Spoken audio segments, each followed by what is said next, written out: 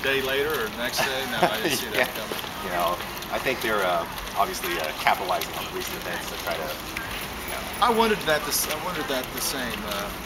But you know, it's also they also do introduce a bulk of bills right off the bat. So I wonder if they would have done it anyway. But it does seem interesting timing. Yeah, the timing is quite coincidental. Yeah, maybe so.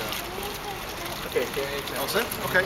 Well, in case somebody puts this together, just how you say your name for me again. It's Yih-Chau Chang. And spell that for me, please. Y-I-H-C-H-A-U. Last name's Chang, C-H-A-N-G. Well, we talked 2 days ago. Since then, the legislation has been introduced in Sacramento. You knew it was coming? Yes, absolutely. What are your thoughts about having to fight this fight again? You know, we're a little bit disappointed that they had to reintroduce the open carry ban bill, but it's something that we actually kind of anticipated, so it's not something that comes as a surprise. We believe that the timing is a little bit coincidental, but it's something that we had anticipated actually and planned for. So the first go-around, it did pass, I believe, the Senate in Assembly, but it didn't make it out of the legislature for procedural issues. That's right. I assume you're hoping to stop it from even getting that far this go-around. Absolutely, absolutely. If you're talking about the going into the vote from last year, basically in the Senate, the vote actually didn't pass 9 or 10 different times, and it was actually only after the arms of some serious arm twisting was done that some of the politicians like Cheney actually had to turn around and vote the way most of the Democrats were voting. So in covering open carry, I think I started covering it maybe a year and a half, 2 years ago. At the time, there was no organization. It was just a group of men and women who wanted to do this, very loose-knit. Right. Since then, you have an organization, obviously. Yes, yes. How have, as a political movement and the ability to fight legislation like this, how have things changed for you over the past couple of years? I believe that we have a stronger showing by having an organization that kind of backs the open carry movement and does so in a more meaningful way. For instance, our political opposition has their own political groups that support their side of the debate, and we believe that in order to effectively represent our side of the debate, we also have to organize in an effective political manner. And what is your argument against this legislation? Basically, in the entire history of California, never has an open carrier committed a violent crime. So they're basically legislating a law that addresses a problem that doesn't exist.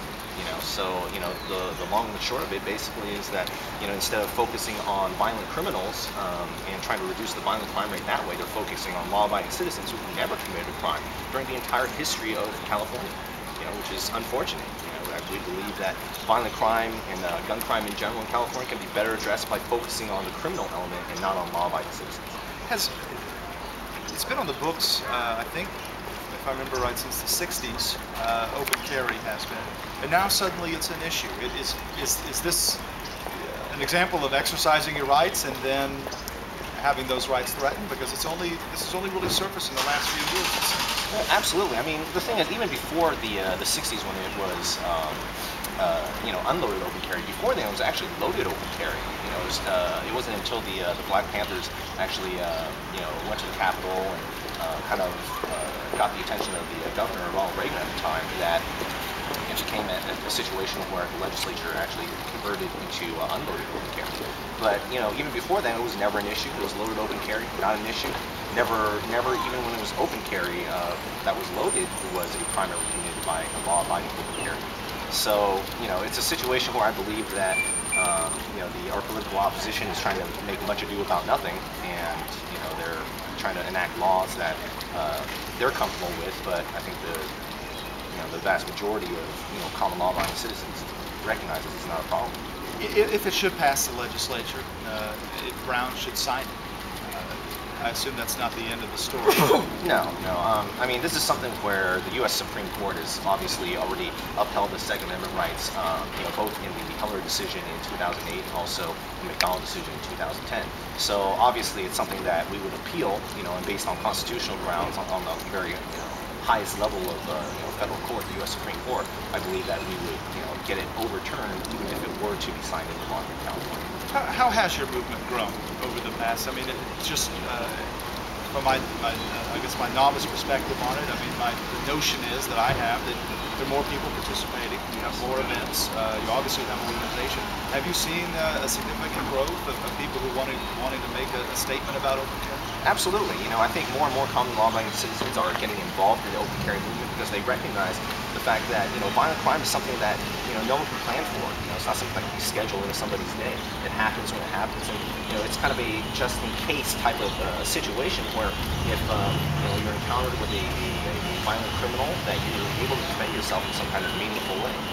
So people are seeing this. This is particularly important now because, you know, just a few days ago, the Wall Street Journal actually released a article that, you know, cited increases in violent crime in both Contra Costa and Alameda counties. You know, and with both of these counties very anti concealed carry, you know, where you're not even able to get concealed carry permits, you know, when you demonstrate a clear need.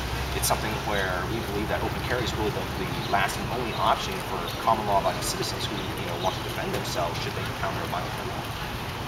And what do you make of the argument from Police Officers Association, Police Chiefs Association, that this is also a resource issue, that they have to approach open carry as if it could be they have to determine the legality of it, that it draws resources by having to do that?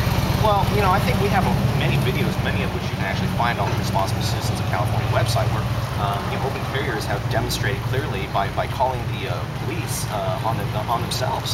You know, showing, hey, look, we're calling in, whether it's an open carrier, you know, describing himself, you know, on camera, and basically the dispatch is basically asking relevant questions to see whether or not it's an open carry situation or if it's an actual violent criminal. You know, if it's a violent criminal, then of course the appropriate response would be to send out the police. But the police, generally, they're not required to stop an open carry just for, you know, open carrying. You know, it's an option under the 12031E during the check process, but it's not something that they're mandated to do. And also, in relation to the Police Chiefs Association, you know, it's very interesting because just very recently, the National Association of Chiefs of Police actually released their findings on a survey, you know, and it found that 93% of all of the nation's police chiefs, their top law enforcement officials, believe in the civilian gun ownership, and 61% actually believe that concealed carry, you know, by civilians in a public setting actually reduces violent crime. You know, so these are, you know, vast majority type numbers that show that law enforcement is not necessarily against, you know, common law-abiding citizens carrying in a public setting. So you would say the difference is the law enforcement, or at least this organization in California, as opposed to a national one? Yeah, and I think, you know, the one here in California, a lot of it's, you know, kind of dominated by, you know, the will of kind of like the bureaucrats that kind of control, you know, what the police chiefs have to say. You know, so it's something where, you know, police chiefs oftentimes they have to toe the political line just to kind of maintain their position. Okay. Want to get a shot of the two of us here? Yeah. In terms of the growth of your organization, is there any kind of anecdote I could throw out there? I mean, have you gone from, I don't know, 2 years ago, from hundreds to thousands of members? I'm trying to have a line in there about that shows that the increase in participation. In terms of, you know, the open carry movement in general, RCC represents a lot of the different open carry movements, okay, but we don't represent all of them. Right. But the entire movement definitely has grown. You know, there's got to be several thousand within, you know, the entire state of California by now. Okay. You know, and there's always open carry events happening up and down the entire state every single weekend. You know, for instance, the one down in San Diego is a RCC event happening. They're going to the festival this weekend, and it's gotten some local press coverage down there as well. So you went from, and I say you, I mean just the people who are doing open carry. Essentially, you went from events every few months to virtually every weekend. Yeah. Okay. Absolutely. So that'd be a fair statement to make. Absolutely. Okay. That shows the increase in participation. Absolutely. Absolutely. Well, I guess we'll see you at the hearings. Yeah, absolutely. I'll be there. I'll be testifying at the hearings there. Do you want to get a shot of us walking by any chance? Yeah, I gotta figure out somebody to show his pistol there. Okay. Yeah, let me just get a shot while you're there, and then we'll get a walking shot too.